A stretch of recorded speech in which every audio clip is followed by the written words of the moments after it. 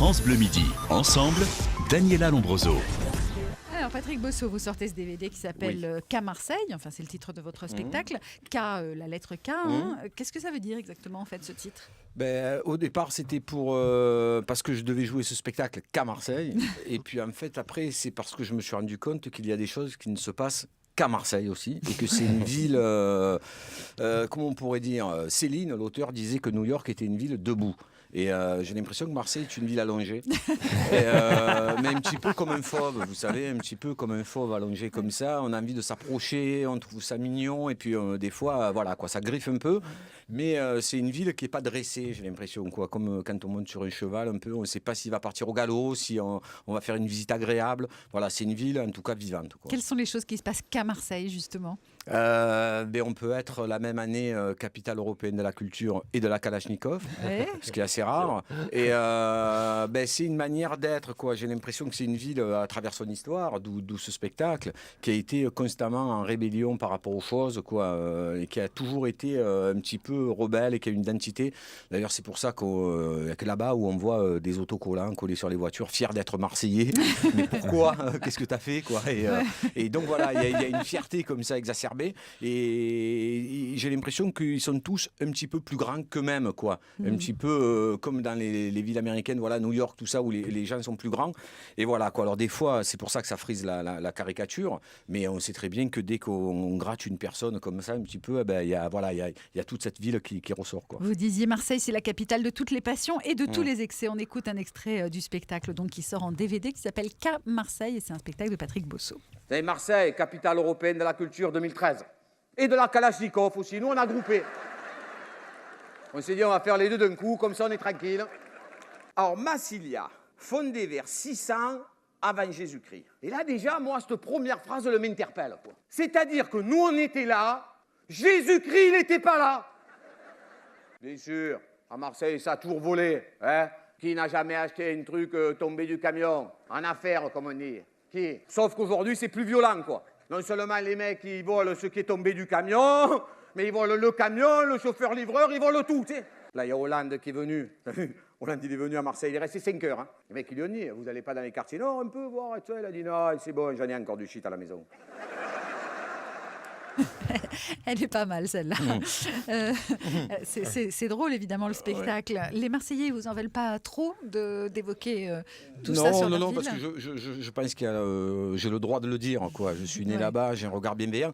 Mais en même temps, quand on aime, c'est comme une personne. Quand on aime quelqu'un, il faut lui dire aussi les choses qu'on n'aime pas chez elle, quoi. Sinon, qui aime bien, châtie bien. Exactement. Voilà, vous l'avez bien résumé. Voilà. J'adore ce dicton, qui est un dicton très jeune. De notre époque. 1930. Voilà, c'est ça. Comme moi, même avec moi. Patrick Bosso, ce que je ne savais pas, alors vraiment parce qu'on vous connaît Marseillais, drôle, plutôt léger, etc., c'est que vous aviez quand même une enfance où vous avez côtoyé des parrains de la mafia, dont certains faisaient partie de votre famille. Ah bon ? Qui c'est qui vous a dit ça ? Ah ouais. J'en sais des choses. Non, j'ai mais appris moi, des trucs par des Marseillais. Grand-père immigré d'Italie, donc voilà, quartier populaire. Voilà, Italie, c'est pas forcément mafia. Non. Regardez Daniela. Voilà. Et, vous connaissez pas sa famille. C'était franchement le parrain, non ? Vous aviez pas un cousin germain de votre père ? Oui, c'est un cousin germain de mon père, c'est la famille, voilà, qui s'appelait Gaëtan Zampa, voilà. Et donc voilà, donc j'ai grandi là-dedans, au milieu d'ouvriers, de gens qui travaillaient un peu moins, de gens qui se débrouillaient. C'est du travail, quand même. Et en même temps, mais je sais pas, je vous imagine enfant comme ça, au milieu de jardins avec des grandes Arrête de voitures. poser des questions comme ça. Mais pas du tout. Non, mais pas des du grandes tout. voitures noires qui arrivent, le parrain qui descend. Vous savez, comme dans le film Le Parrain, où on voit les petits gamins qui sont tout mignons, tout propres, avec les petites filles en robe blanche, les petits garçons bien habillés. Et puis qu'à côté, vous avez les parrains et les rivaux qui défilent. Non, c'est pas comme ça. Moi, non, mais j'ai vu des belles voitures, j'ai vu des belles maisons. Un peu, non, c'était franchement, moi, j'ai pas souvenir parce que mes parents, ils sont nés vraiment dans un genre de bidonville, quoi, qui a été détruit depuis. D'ailleurs, la chanson de Claude Nougaro, Regarde là ma ville, elle s'appelle Bidonville. C'était une chanson qu'il a écrite quand il est venu à Marseille. Et donc, mes parents habitaient là où il y avait des Arméniens, des Grecs, il y avait toute une population comme ça, et donc dans cette population, comme dans toutes les populations, il y a de tout, quoi. Et après, vous naissez avec des gens, vous grandissez avec des gens, et donc voilà. Et certains font certaines choses pour s'en sortir. Et voilà. Pour sortir Et donc du moi j'ai bidonville. vécu là-dedans vraiment un petit peu comme le gamin au début dans Les Affranchis, parce que c'est vrai que ces personnages-là, c'est des personnages quoi, c'est des gens avec une histoire comme ça. Vous avez un côté rebelle par rapport à la société. Alors je veux pas enjoliver parce que je veux pas. Mais moi, c'était ma famille, c'est ma famille. Vous avez raconté ça dans certains spectacles? Vous avez Non, je vous pense êtes que plutôt inspiré de j'écrirai un certains- bouquin parce que je suis en train, justement, comme les Indiens disent que dès qu'une vieille personne meurt, c'est comme une bibliothèque qui brûle. Ouais. Et donc là, il y a des gens de ma famille qui commencent un petit peu à vieillir et donc je recueille des Et les témoignages langues se comme ça. délient un Voilà, peu. un petit peu, c'est un peu plus facile quand ils ont gardé la mémoire. Et donc voilà, quoi, ça sera Et plutôt vous, un bouquin, quoi. Patrick Bosso, vous n'avez pas été tenté par ça? Vous n'avez pas été formé aux raquettes, au trafic Écoutez, monsieur le commissaire, je n'y suis pour rien dans cette Commissaire affaire. Non, moi j'ai été Non, tenté. non, j'ai senti une petite gêne quand même. Hein. Non, mais vous savez, c'est pour déborder tout ça, il faut se remettre. Moi, j'ai 52 ans, donc il faut se remettre presque 40 ans en arrière. Et c'était pas l'image qu'on s'en fait maintenant, quoi. Vous voyez, il y avait après un peu l'après-guerre, Gaston Defferre, tout ça. Et c'est vrai que quand on connaissait certaines personnes, c'était plus facile de trouver du travail, ou c'était plus facile de C'est travailler toujours sur comme le ça à port. Marseille ou pas? Je sais pas, j'ai grandi, j'ai vieilli, vous Je suis savez, ma partie. mémoire faiblit, Ouais, je suis on parti. parle pas. Mais je pense que c'est de partout, un petit peu de Ouais, partout c'est pareil. ça. Quand vous êtes venu à Paris, justement, vous avez bossé dans un bar à Pigalle, un bar à putes? Ouais. Mais ça n'a rien à voir avec Rien. ma famille. Non, rien du tout.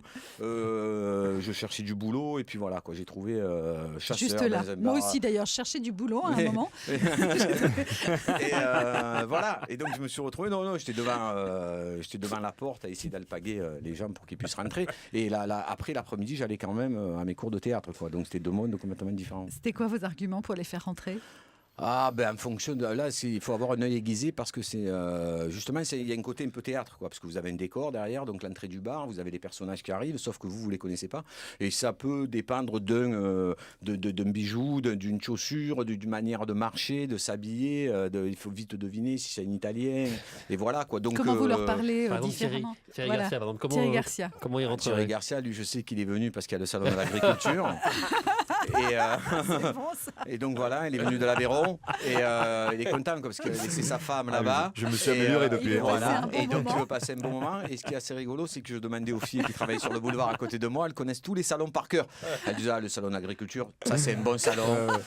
Le salon nautique, un peu moins quand même. Les composants électroniques, Voilà, très les bien. Le composants salon des électroniques, alors là, composants le salon- électroniques. et puis ils connaissent les dates et tout ça quoi. Donc voilà, si vous voulez Et savoir. alors, là. comment vous le faites rentrer dans le bar, Thierry Garcia? Oh, Une fois que Dieu, vous avez- non, avec un accent pareil, tu risques pas que je rentre, moi. voilà. Et une fois que Et vous l'avez justement, calculé. le meilleur client, c'est celui qui dit non, je veux pas rentrer, je connais. Ah ouais. Celui-là, en principe, Celui-là, il il est ressort bien. à 3h du matin. Et je lui dis que c'est bien, voilà, c'est Paris, la capitale, parce que généralement, ces gens-là vont plus souvent à Pigalle qu'au Louvre, vous voyez. Ouais, c'est ça. Et donc voilà, je l'invite à prendre le programme de la semaine. Je lui dis évidemment, t'es pas obligé de rentrer ce soir, vous pouvez revenir demain. Mais ce soir, ça tombe bien parce qu'il y a une belle soirée. Laissez-moi juste vous présenter le programme et puis après, en principe, une fois qu'il a mis le pied là-dedans, on n'en ressort que 4 heures après. Un peu plus Avec léger des lasagnes de financièrement. cheval. Voilà. On n'en doute pas, Patrick Bosso, cette première expérience professionnelle dans la capitale, racoleur pour des bars à Pigalle, a dû être une expérience enrichissante qui n'était qu'un passage pour vous enseigner l'art du théâtre et de la comédie. On va- Quel chemin on va- vous allez nous pas raconter possible. justement comment vous avez Ils vont commencé venir te voir à Pigalle, en fait, les gens. au théâtre. Ouais, c'est ça. Mais non, ma chérie, je vais juste voir Patrick Bosso dans ce bar. hein. Pourquoi tu veux m'empêcher d'entrer? Dans un instant, c'est Thierry Garcia, Allô les stars. France Bleu.